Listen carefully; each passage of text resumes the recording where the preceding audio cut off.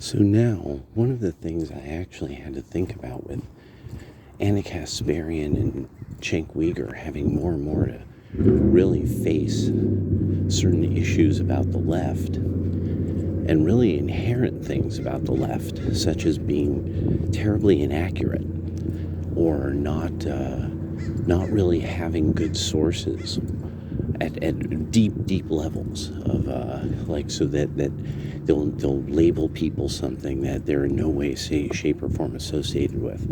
And so there's something that I actually had to think about, that one of the first things, so for a lot of people who we like seeing the Young Turks scrub, and that we're waiting for more and more people to kind of even look backward in time and realize, like, wow, that was a total scrub. They really fumbled that. Because God waits, as Michael Savage says. So there's a bunch of us that we started to embrace this. Because what happened was none of the progressives really ever were on top of it when the alternative right really existed. It was a blog. It was on Blogspot. It was the National Policy Institute's blog. It was an aggregator of other people's work and also original essays. The thing that this did was, a big part of this had to do with all kinds of people, but mostly young white men at the time, when their minds were really on fire and they were pumping out work. And it was about identity and history, and because they were starting to face the first wave in 2009, 10, 11 in college. They're facing the first wave of social justice warriors. And so they had to ask at some point, well, what is white then? If they had to understand something as compared to what? And in exploring this, and one of the most important things is this got ignored. This is the most important part of this. The left dismissed all of this as simply probably just dumb screeds, like some knuckle dragging, hash or something. No. These were guys honing their skills, and I saw it, and because I've followed these kind of movements since I was in high school back in the 90s, and I found out I've seen some things that are unique, like I'm like, okay, that symbol in Ukraine, I have seen that, and I've seen it in front of a guy in dress blues from Navy intelligence.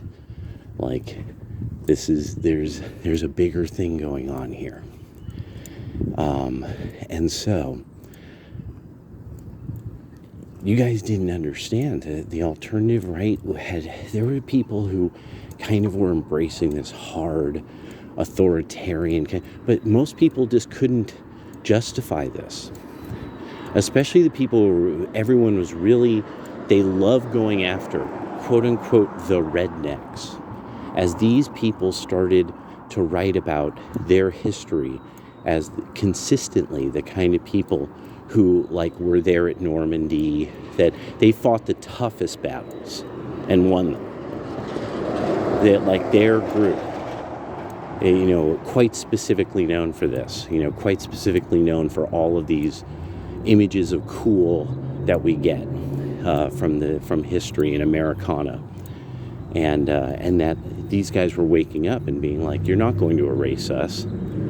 Are you kidding?